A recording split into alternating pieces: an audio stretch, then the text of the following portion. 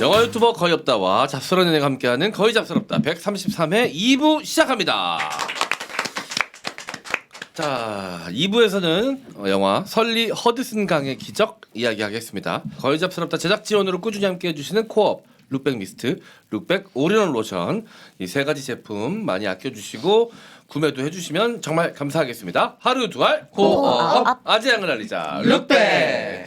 자, 본격적인 영화 토크 해보도록 하겠습니다. 영화 설리 허드슨 강의 기적.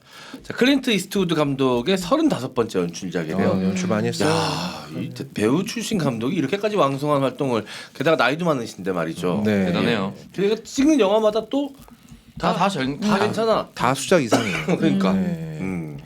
그리고 가끔 또 이제 배우도 하십니다. 네. 나이 들어서 이제 배우 못한다고 자기 입으로 얘기했다가 다음 영화에 자기가 주연으로 나와버리고 막 이래요. 이 양반 어디까지 참 너무 건강하신 게 너무 다행이기도 하고. 네. 몇 년생이시지? 30년생이요. 30년생? 한국 나이로 93. 와, 야. 이 되셨더라고요. 이 정도면은 이건 유전자의 힘이에요. 타고난 강골인 거야. 키가 193이시네요. 야 30년에 태어났는데도 193이네. 내가 86년에 태어났는데 이게 씨발 진짜 왜 이런 거야 나는. 56년 뒤에 태어났는데 내가 먹어도 아무리 미국이지만 내가 한국 86년에 훨씬 상황이 낫지 않았겠어요? 시대가 문제가 아니야. 2차 대전도 끝나기 전에 태어난 사람이 지금 93 어떻게 그럴 수가 있어? 키로 보면 사실상 난 고려 시대에 태어났대. 그치? 거의 왕건보다 작을 거야 내가. 아니 막 고려시대 조선시대 때도 키가 컸던 분들은 되게 컸더라고요. 아니 93은 없어 우리나라에. 한반도에 그 정도 키는 없어. 송문선 그렇게 해가지고 창석이한테 맞는 키 맞춰가려면 결국 유인원까지 가야 돼.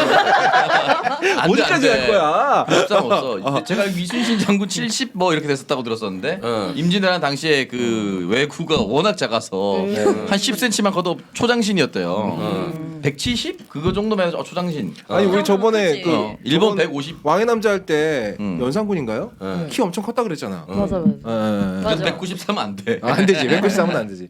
근데 클린트 이스트우드 아들이 클린트 배우거든요. 그렇네. 클린트 이스트우드보다 작아요. 어. 그러니까 이 양반이 정말로 유전자를 아주 그냥 아주 정말 몰빵 좋은 유전자다. 것만 쏙쏙 뽑아가지고 네. 챙겼나 봐요.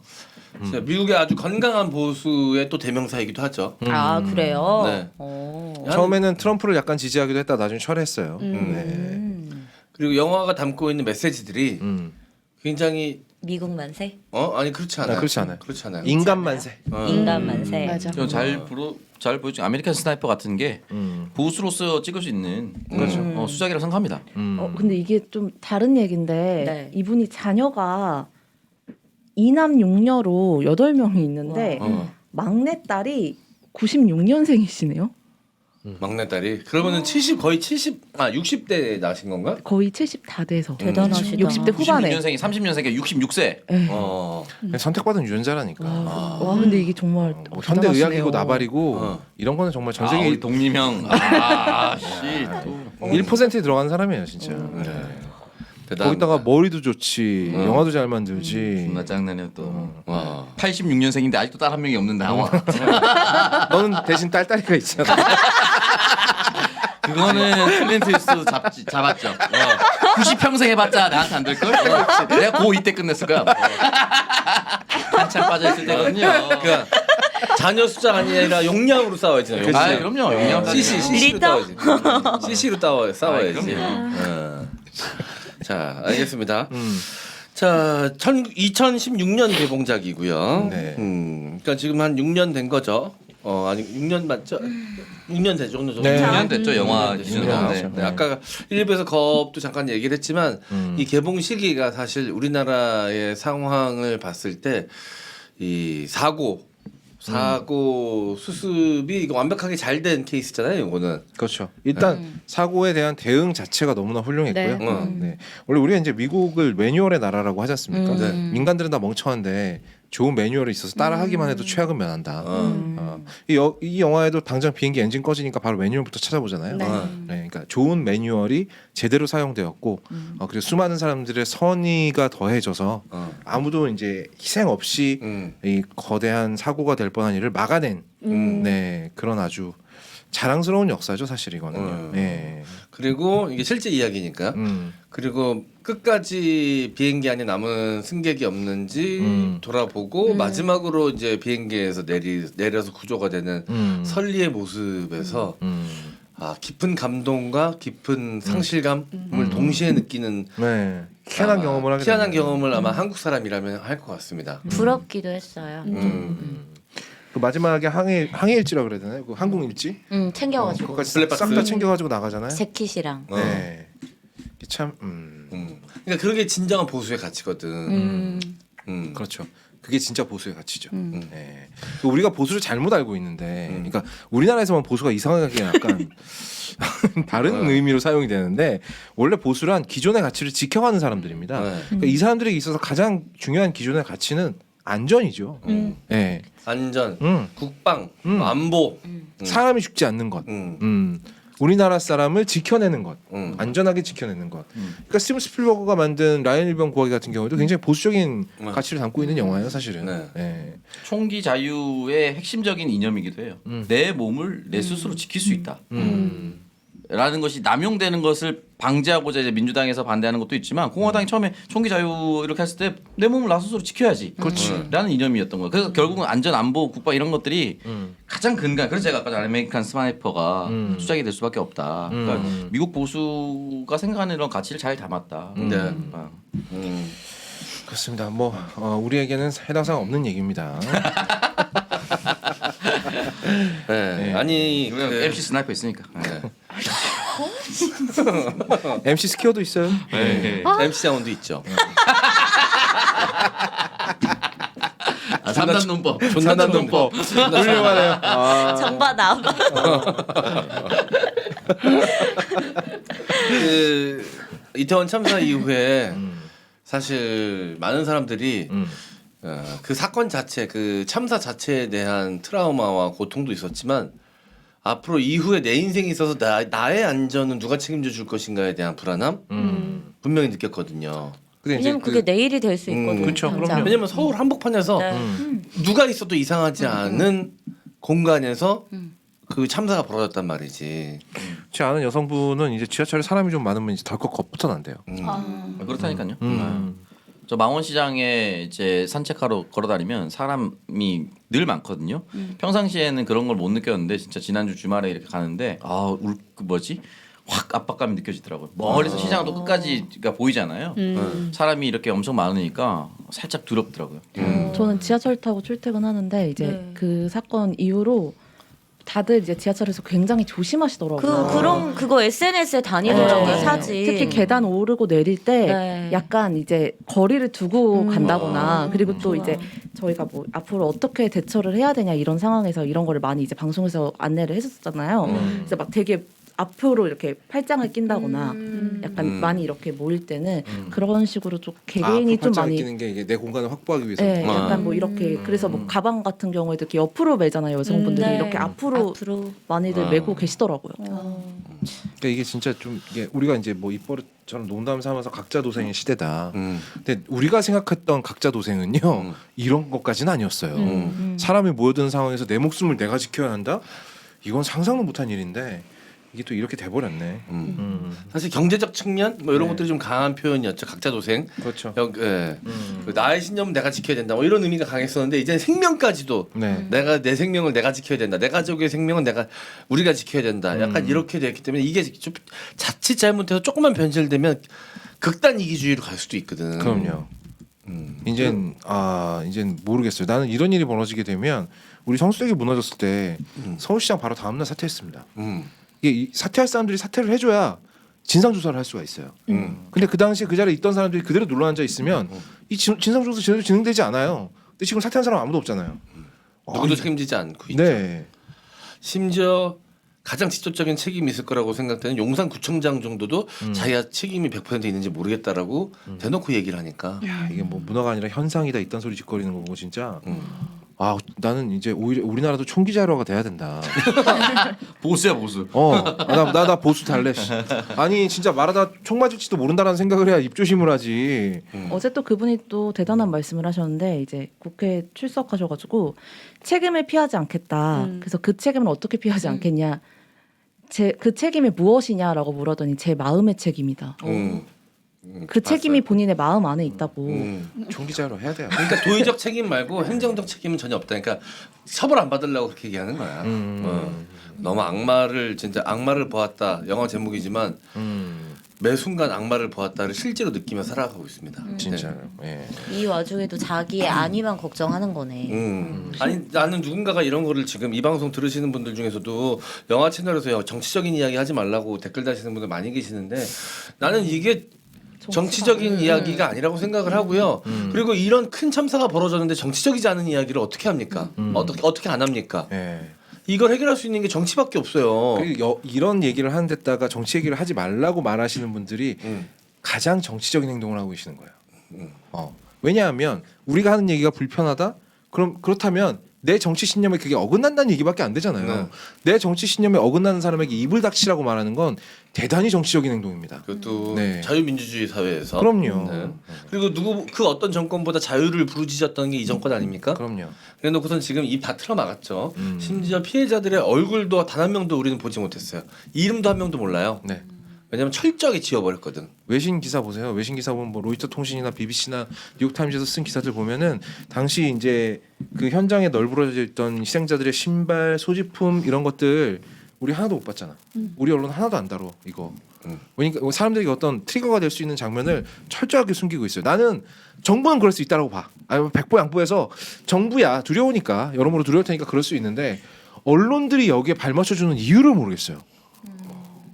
언론들이 예전에 그 문재인 정권 막 탈탈 털 때 살아있는 권력과 싸운다고 본인 스스로 뽕에 잔뜩 취해 있지 않았습니까?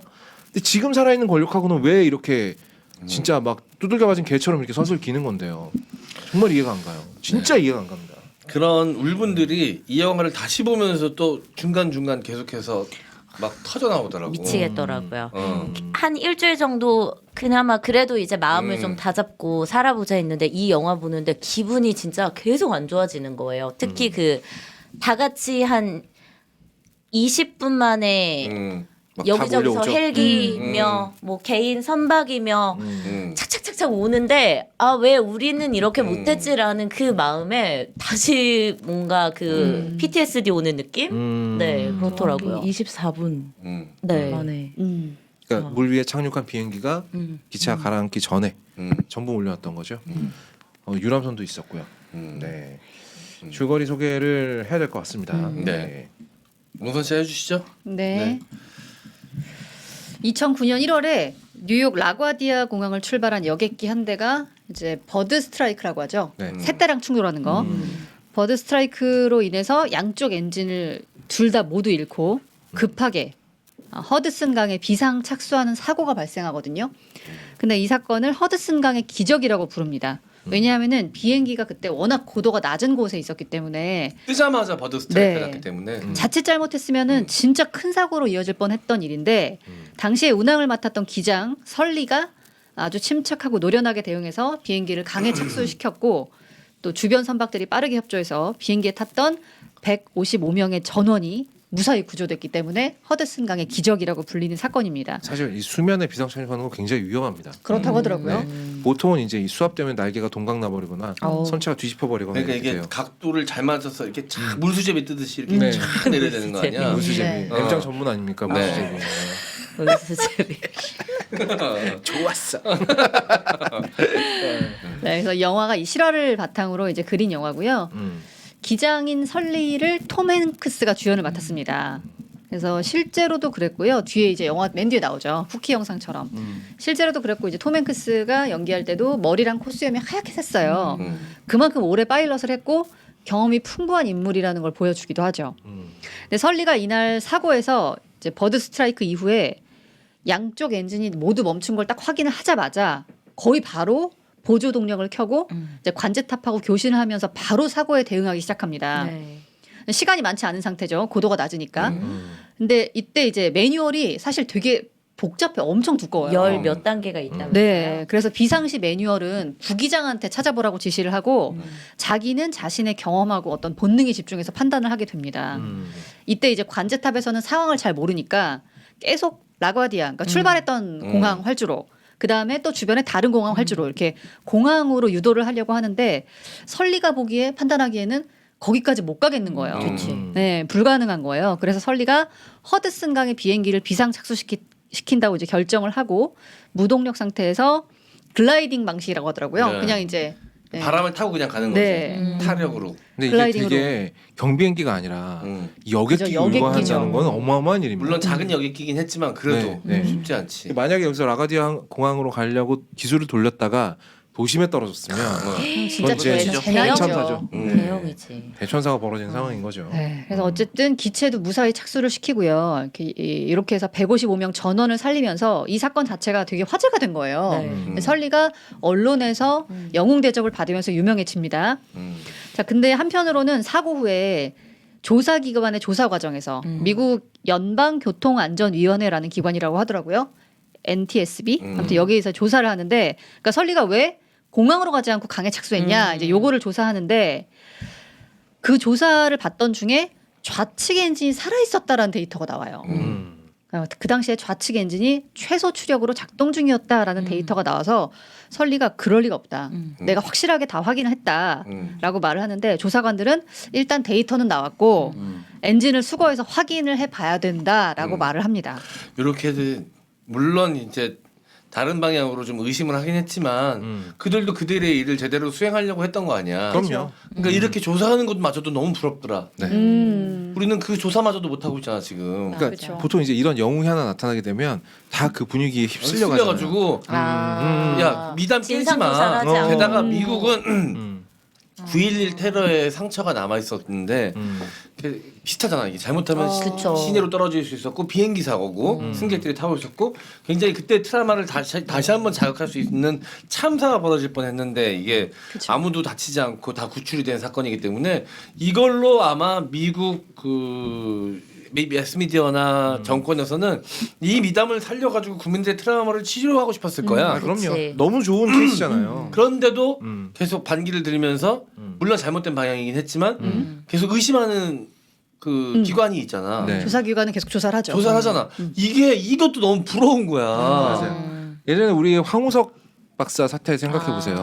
그때 누군가 하나 이의를 제기해서 야 복제된 게 없는 것 같은데? 라고 얘기했다가 MBC가 돌을 얼마나 두드려 맞았습니까? 우리 국가적인 영웅한테 지금 어디 지금 똥칠을 하려고 다 드냐 이러면서 막 가가지고 막 계란 던지고 막 개지랄을 했었어요. 그런 분위기에서 쉽게 일어나지 않는 일이죠. 네. 네. 어쨌든 그런 것마저도 부러웠다. 그래서 이제 조사기관에서 이런 데이터가 나오니까 설리가 안 그래도 이제 사고 되게 큰 사고였잖아요. 네. 사고 후에 약간의 어떤 그런 사고 후 외상 증후, 그러니까 증후군이 있는데 네. 이때부터 좀 혼란스러운 거예요. 왜냐하면은 만약에 진짜로 한쪽 엔진이 작동할 수 있었다면은 충분히 다른 공항으로 회항을 할 수 있었다는 얘기잖아요. 그랬다면은 설리가 기체도 살리고 승객들도 훨씬 안전하게 랜딩시킬 수 있었는데 네. 자기가 잘못 판단해서 강으로 착수하는 거니까 이러면 이제 자기 책임이 되는 일이 거니까 커집니다 이러면. 조금 혼란스럽게 시작합니다. 그래서 설리가 이때부터 자기 실수가 아니었는지 의심하면서 좀 맞아. 괴로워하는 모습이 나와요. 그런데 여기다가 얼마 후에 당시 사고를 재현한 비행 시뮬레이션 결과가 나오는데 첫 번째 회항지였던 라과디아 공항 그리고 두 번째 회항시키려고 했던 테더보로 공항 둘 다 모두 무사 착륙이라는 결과가 나옵니다.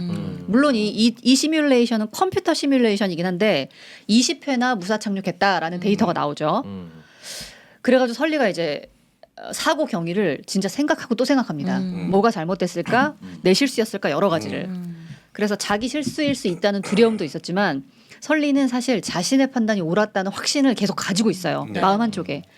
그러다가 설리가 뭔가 아주 중요한 거 하나를 어느 날 캐치를 합니다. 그래서 공청회에 참석하기 전에 그 컴퓨터 시뮬레이션 말고 조종사들이 직접 조종하는 시뮬레이션을 자기가 먼저 볼 수 있도록 요청을 해요. 그리고 나서 이제 그걸 보고 나서 공청회에 참석을 하죠. 자, 공청회 날 설리가 조종사들의 시뮬레이션 결과를 그 자리에서 다 함께 확인을 합니다. 근데 조종사들의 비행 시뮬레이션 결과를 영상으로 이제 다 같이 보는데 라가디아랑 테더브로 공항 둘 다 무사히 착륙하는 모습이 나오죠. 네, 처음에. 네. 네, 처음에. 그러니까 공청회장이 막 술렁술렁해요. 막 이거 어떻게 된 거냐, 잘못 판단한 거 아니냐. 근데 이때 설리가 조사관들에게 묻습니다.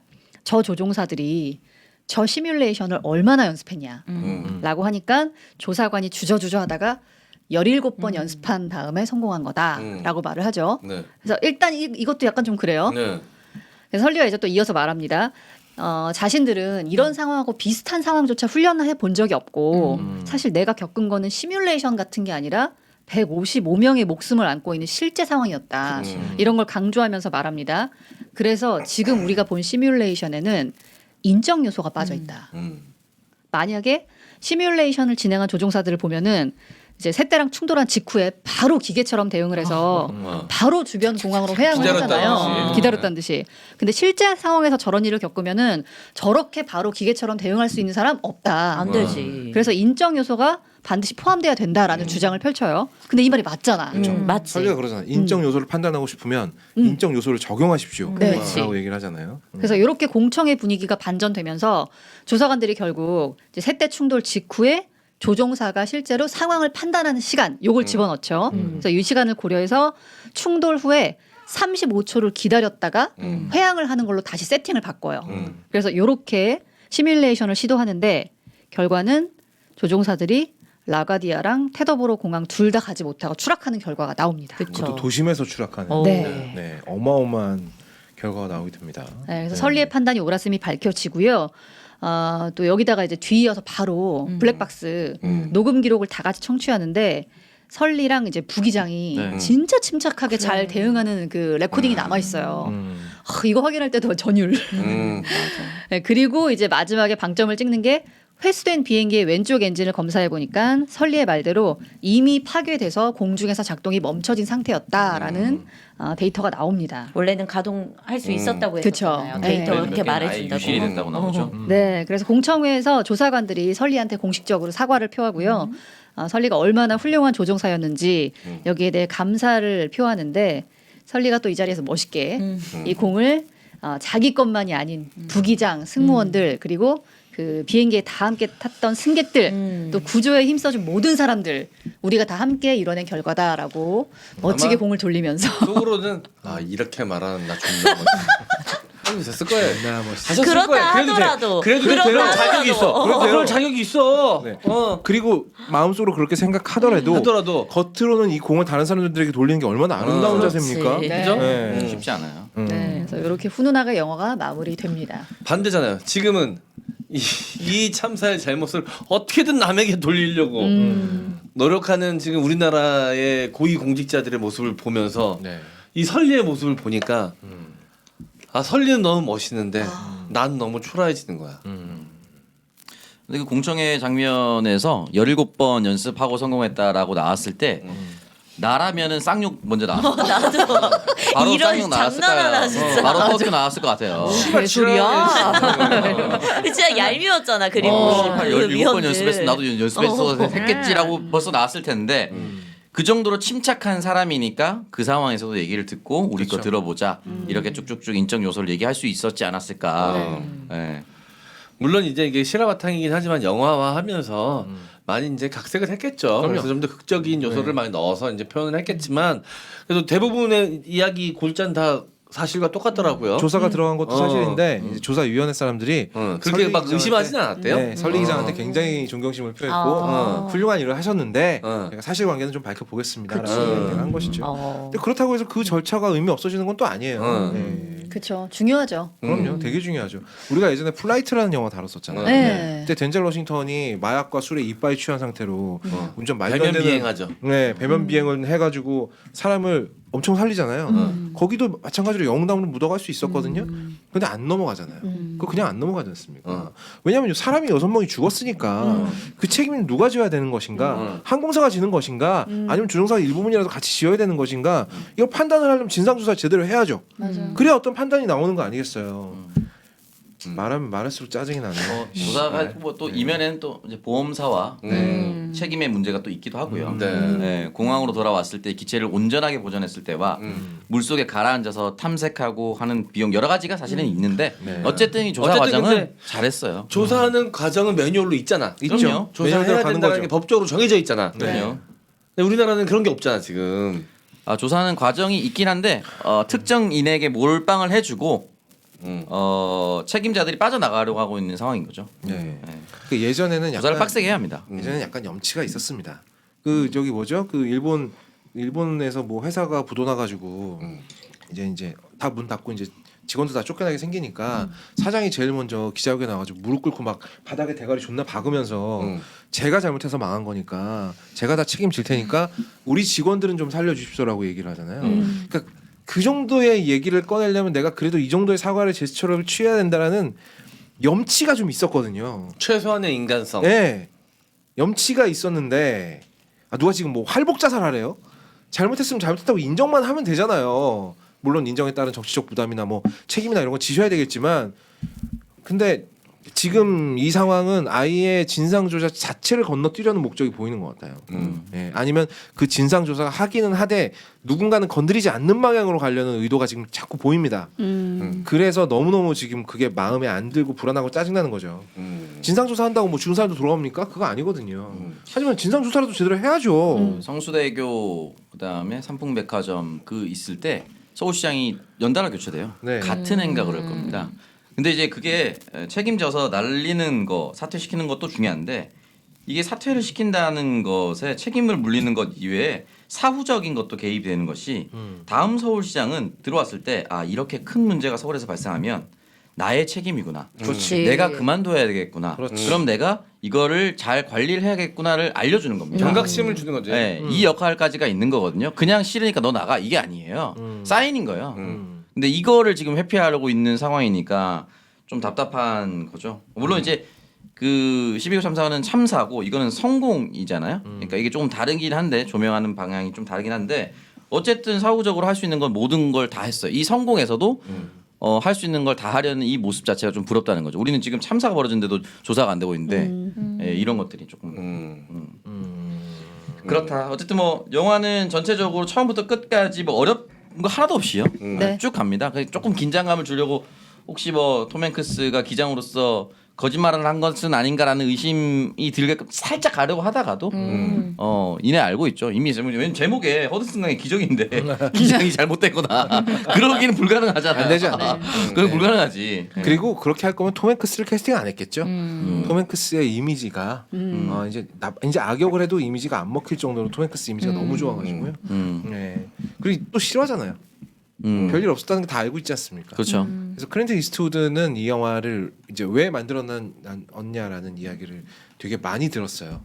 이걸 뭐 굳이 영화로 다시 한번 만들 필요가 있습니까? 왜냐하면 이 일 자체가 다 해서 이 일이 딱 수습된 시간까지 208초인가 그래요.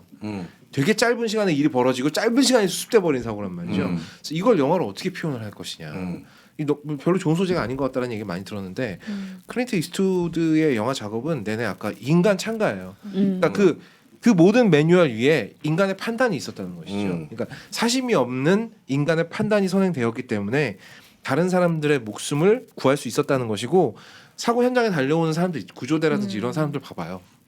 약간 그런 느낌 보이지 않습니까? 일단 다른 건 다 뒷일이고 일단 저 사람들 구하고 보자. 그치. 그게 너무 보이잖아. 그 대사로도 나오잖아요. 저기 지금 비행기에서 이제 그 빠진 사람들 그 날개 쪽에 있으니까 조심해서 가라고. 근데 그거에도 너무 울컥하는 거예요. 근데 우리나라도 그랬어요. 사실 세월호 때 수많은 어선들이 세월호를 향해서 갔습니다. 구하는 어선들이 많습니다. 많아요. 근데 못 구하겠죠. 그거를 누가 컨트롤을 못하게 막았기 때문에 못했던 거였거든요. 네. 그러니까 참사가 발생했을 때 여기에서 바로 관제탑과 교신을 하면서 버드 스트라이크로 인해서 양쪽 엔진이 나갔다고 얘기하잖아요. 그러니까 뭐 세월호 참사 같은 경우도 이준석 선장이 지 혼자 탈출하려고 했던 것이 아니라 인근에 있는 곳으로 빨리 전파를 했다면 구조 요청을 했고 인근에 있는 어선이나 상선이 돌려서 그래도 한 사람이라 더 살릴 수가 있었던 상황인 거죠. 제가 레이더 기지에 있었잖아요. 그런 배들 교신하는 역할을 했었던 거예요. 교신을 야간 당직이나 이렇게 딱 철저하게 돌아가기 때문에 배가 중간에 가다가 멈추는 순간 우리는 연락을 해서 물어봅니다. 왜 멈췄냐고. 이게 배가 그냥 물에 떠 있는 것처럼 보이지만 자동차랑 똑같아요. 배가 가는 길이 정해져 있습니다. 그럼요. 그러면 자동차가 강남대로 한복판에 서 있다. 그럼 바로 연락해요. 너 왜 갑자기 서 있냐고. 뒤에 배 오면은 부딪히면 어떡하냐고. 우리 자동차도 반자율 주행 있죠. 그렇죠. 배도 자동타라고 해서 자동 항해가 있어요. 배는 훨씬 더 멀리 가죠. 그러다 보니까 자동차 같은 걸 여기 놓으면 그대로 쭉 가는 경우가 있어요. 그래서 새벽에 혹시나 사고가 발생할 수 있기 때문에 선박 운행수는 줄어들지만 훨씬 더 긴장을 하고 본단 말이에요. 그런 것들이 다 있는데 하지 못했다라는 것이 좀 아쉬운 거고 저는 클린트 이스트우드가 충분히 만들 만한 영화였다라고 느껴지는 것이 두 가지 포인트였어요. 보수의 가치라고 얘기를 다시 드려보면 국방 안보잖아요. 국방 안보에서 가장 중요하고 이어져야 되는 것은 노병에 대한 예우입니다. 왜냐? 이 사람이 있었기 때문에 내가 태어나고 안전한 국가에 살고 있는 거예요. 그리고 그 사람이 예우 받는 걸 봐야 나도 국가를 위해 헌신할 수 있지. 네. 그럼 노병에 대한 예우가 뭐냐? 너네 씨발 시뮬레이션 존나 돌려봤자 짬에서 못 따라와. 나 실전했어 실전을. 평생을 내가 비행기 짬밥을 먹었는데 너네가 시뮬레이션 몇 번 돌아봤다고 지금 나를 의심해? 이렇게 되는 거거든요. 그러니까 결국 시뮬레이션 17번에 성공했다는 것은 16번에 아주 안전한 상태에서 실험했음에도 불구하고 16번 실패했다는 거잖아요. 그렇죠. 이거를 한 번에 성공해낸 노병의 예우예요. 엄청난 겁니다. 이거는. 두 번째는 리더. 155명을 끝까지 책임지려고 하는 기장의 모습.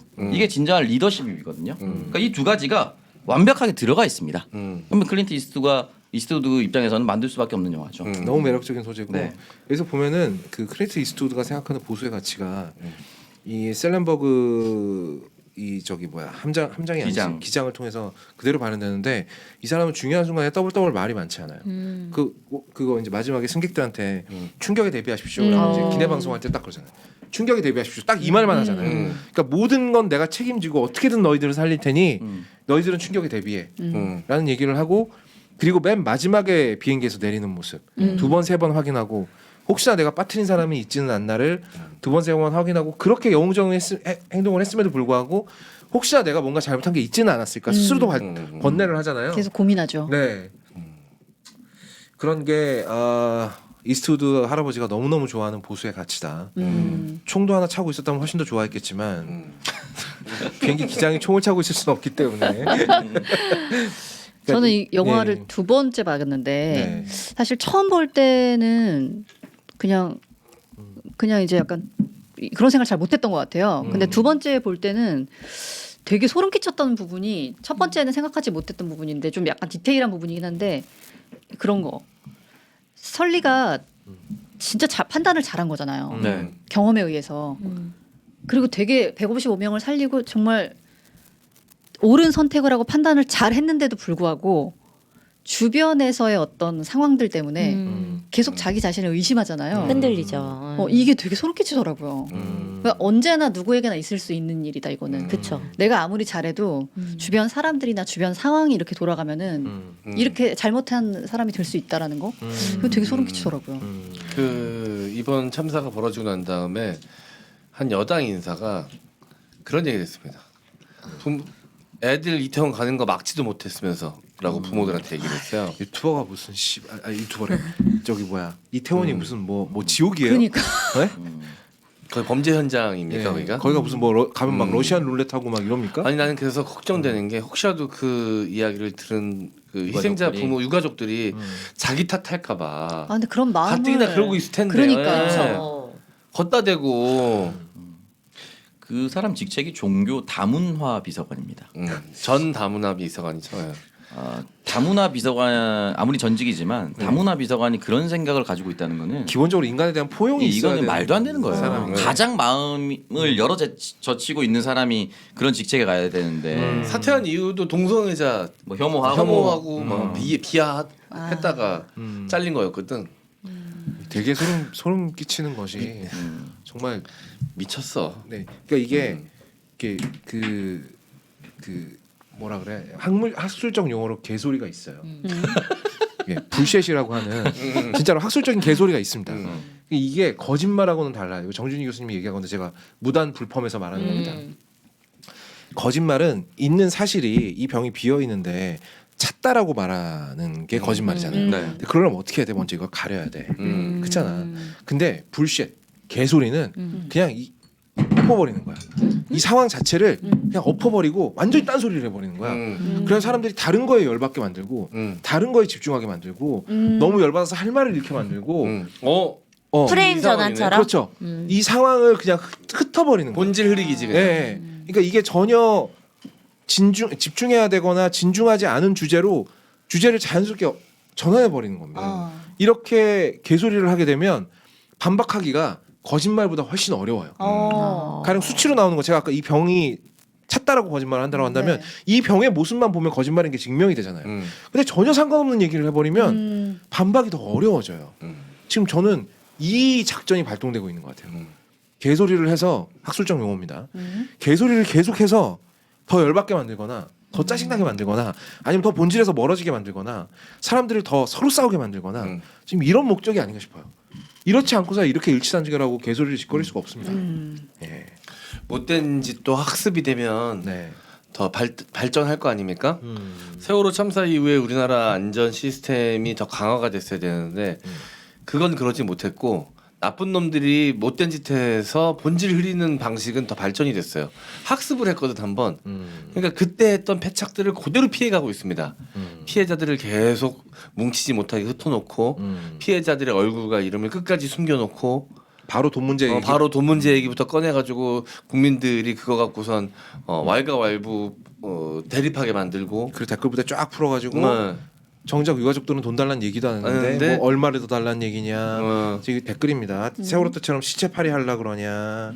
뭐 하지도 않았는데 네, 이런 이벤트 진상이면 시작. 아닌데 그런 얘기들부터 나왔죠. 예. 그러니까 이게 전방위적으로 개소리가 막 퍼져 있는 거예요. 나 처음에 토끼 머리띠 각시탈 이런 거 나왔을 때부터 개소리였거든요. 그것도 개소리였어요.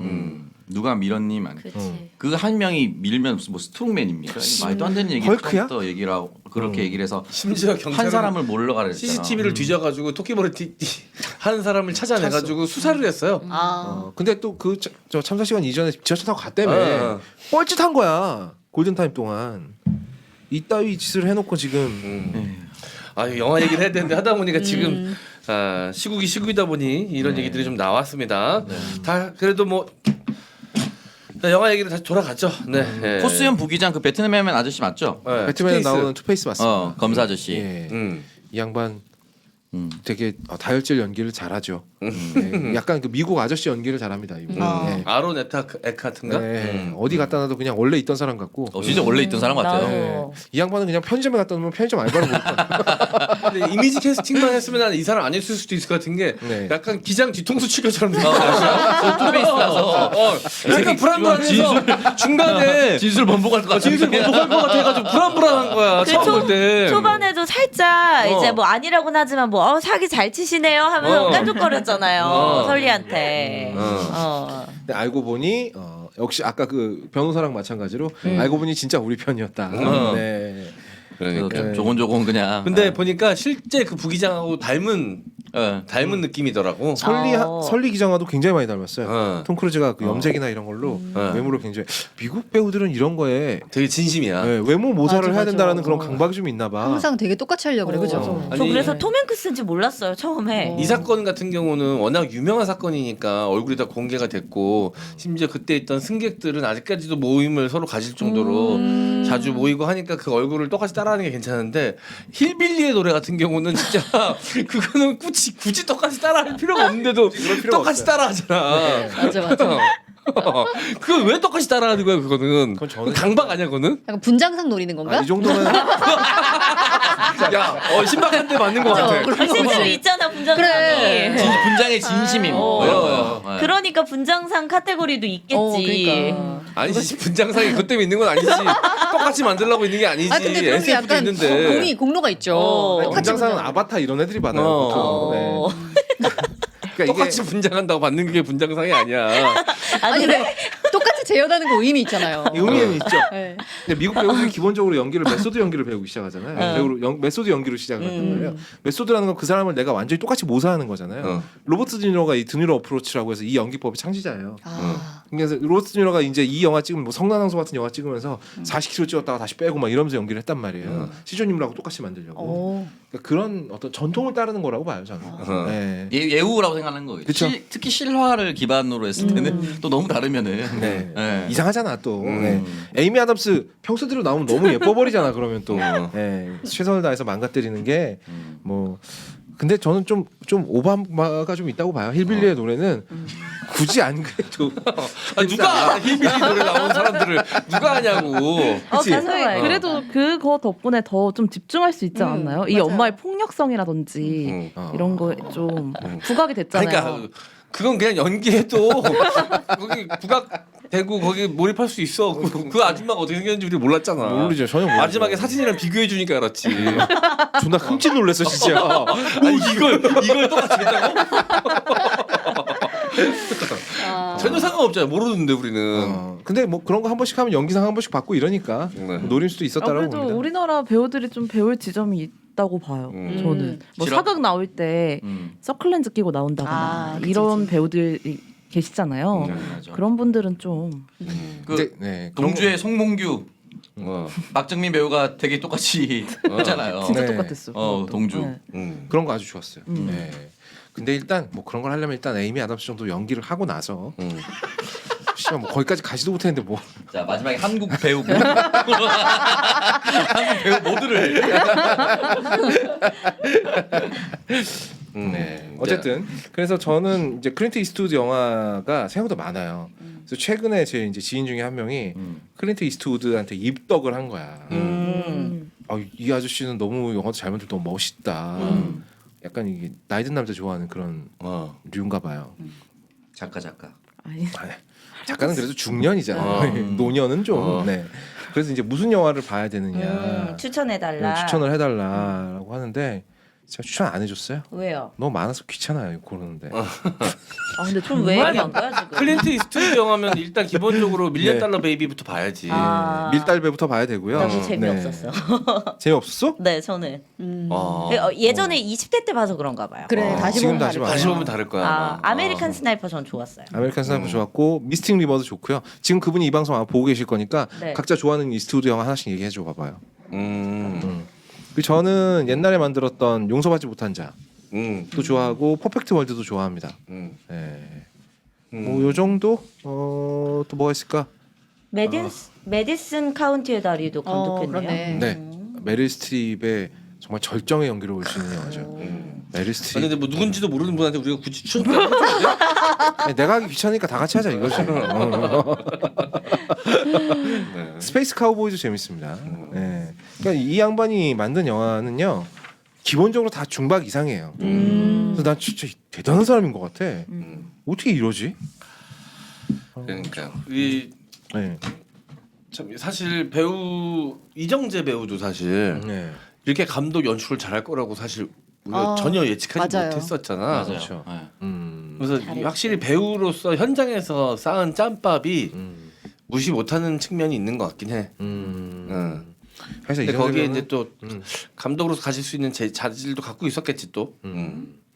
이정재 배우는 절제력이 대단한 것 같고요. 음. 그러니까 물론 20대 때부터 20대 초반부터 계속 영화 촬영장과 드라마 촬영장을 왔다 갔다 했기 때문에 하면서 어떤 사람들이 뜨고 지는지도 계속 옆에서 많이 지켜봤겠지. 자 본인도 뜨고 져 봤고 거기서 오는 내공이 어마어마하다고 봐. 그렇죠. 그리고 클린트 이스트우드 온 같은 경우에는 계속 뭔가 하고 싶은 말이 있는 것 같아요. 그게 대단한 거야. 영화가 메시지가 아주 분명해요.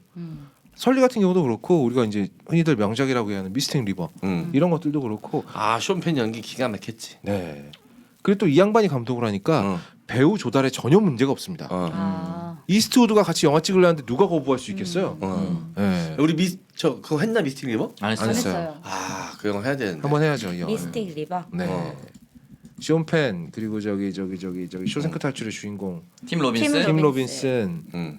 그리고 또 한 명 더 있는데 케빈 베이컨 이렇게 세 명이서 케빈 베이컨도. 네, 마샤게이 하든도 나오네. 네 마셔기 하든도 나오고요.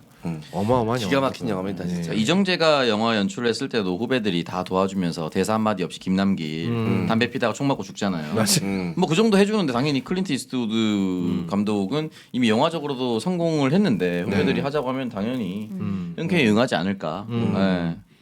이제 뭐 이제 완전히 이제 자리를 잡기 전에 밀리언 달러 베이비 같은 경우에는 이게 이제 돈 떼주는 제작사가 없어가지고 사비까지 들어가면서 촬영을 했다라고 합니다. 이거 되게 힘들게 찍었던 영화. 근데 이제 초대박이 났잖아, 전 세계적으로. 제일 많이 흥행했죠. 73만 명이네 우리나라는. 근데 이 영화가 이제 우리나라 사람들한테 굉장히 익숙한 그러면서도 되게 슬픈 얘기인데 누구도 울지 않는. 네. 네. 그렇죠. 그리고 실제로 이 허드슨 강의 기적이 일어났을 때 제일 먼저 도착했던 배의 선장님이 실제로 이 영화에서 나오는 그 네. 선장님이래요. 아, 진짜요? 다들 자랑스럽게 어. 본인 역으로 직접 출연했다고 합니다. 구조대원들도 실제로 출연하고 네. 아 그랬구나. 그 헬기 타러 뛰어가는 경찰도 뒷모습도 되게 짠하지 울컥하지 않아? 엄청 울컥. 나 거기서 되게 울컥하는 거야. 헬기 타고 막 급하게 출동하는 그 구조대 모습이. 그리고 그 저기 제일 먼저 뛰어든 남자 있잖아요. 물로 아, 뛰어들어가는 예. 그 남자 구해놓고 그 구조대원이 그러잖아요. 모자 이렇게 씌운 다음에 담요로 둘둘 말아주면서 맞아. 죽는 줄 알았어요. 그러니까 야 오늘 아무도 안 죽어. 오늘 아무도 안 죽어. 맞아. 그만 되는데 진짜 말이 가슴을 찌르는구나. 그렇습니다. 예. 저희는 이 영화를 지금 시기적으로 좀 맞는 부분도 있고 그래서 그냥 옛날에 봤던 기억을 떠올리고 해서 그냥 맞겠다 싶어서 하자고 했는데 보면서 좀 마음이 많이 아렸거든요. 우리 시청자분들은 마음의 준비가 좀 되면 보셨으면 좋겠어요. 난 보면서 너무 아렸어 마음이. 좀 힘들었어요. 힘들었어. 네. 네, 그래서 섣불리 영화가 좋은 거는 뭐 두말할 필요 없지만 쉽게 추천하기는 좀 어렵네요. 지금 이 시기에. 예, 지금 혹시라도 그 참사 때문에 마음이 많이 아프신 분들, 힘드신 분들은 좀 시간이 지나고 보셔도 괜찮을 것 같아. 예, 근데 언젠가는 꼭 한번 다시 보십시오. 워낙 지금의 상황이랑 반대라 음. 네, 더 괴리감이 클 수가 있어요. 근데 저는 약간 제가 약간 못된 생각인지 모르겠습니다만 저는 전 국민 강제 시청시키고 싶어요. 그래요? 그러니까 이렇게 될 수 있었던 걸 어. 이 결국 잘못을 따지고 들어 올라가면 결국은 우리가 투표에서 졌기 때문이에요. 그러니까 저는 세월호 죄송합니다. 세월호 참사 나고 나서 제일 많이 후회했던 게 씨발 주변에 몇 명이라도 더 내가 어떻게든 우격다짐을 해서라도 못 찍게 하는 건데 라는 생각이 제일 많이 들었거든요. 근데 이번 참사 이후로도 제일 많이 드는 생각이 그겁니다. 그냥 내가 조금만 더 물론 나 한 명 그렇게 지랄한다고 마음 많이 바뀌었겠습니까만 내가 좀 더 지랄해서 몇 명이라도 더 투표를 다르게 하게 만들었다면 이런 일 안 벌어지지 않았을까라는 생각이 제일 괴로운데 저는 많은 사람들이 여기서 너무 빨리 벗어나는 분위기가 마음에 들지 않아요. 더 기억을 해야 되면 뼈에 새겨야 돼요. 진짜로요. 근데 계속 그렇게 미디어가 만들어가. 자꾸 지워버리려고 들어요. 음. 예, 근데 이거 쉽게 지워질 일 아니고요. 이게 21세기 대한민국에서 일어난 정말 말도 안 되는 정말 진짜 있을 수가 없는 일이 벌어진 거야. 세상에 21세기 대한민국 길거리 한복판에서 서서 압살을 당해서 사람이 그것도 작은 수도 아니고 150명이 넘게 죽었는데 이거 우리 절대로 잊으면 안 됩니다. 안 잊을 겁니다. 네. 네. 자, 알겠습니다. 뭐 영화 총평은 따로 할 필요 없을 것 같네요. 네. 네. 어쨌든 뭐 보시든 안 보시든 건 좀 우리 시청자분들의 자유일 텐데 본인의 마음 상태를 좀 잘 살펴가시면서 보셨으면 좋겠다라는 생각이 좀 듭니다. 중간 중간에 좀 나는 많이 힘든 부분이 좀 있었어요. 네, 그래요. 그렇습니다. 자, 그러면 오늘은 좀 일찍 마무리하죠. 네. 네. 자, 이 시간 함께해 주신 여러분들 감사드리고요. 자, 저희는 다음 주에 또 재미난 영화들로 돌아오도록 하겠습니다. 하루 두알 코어업 아재 양을 알리자 룩백. 감사합니다. 안녕.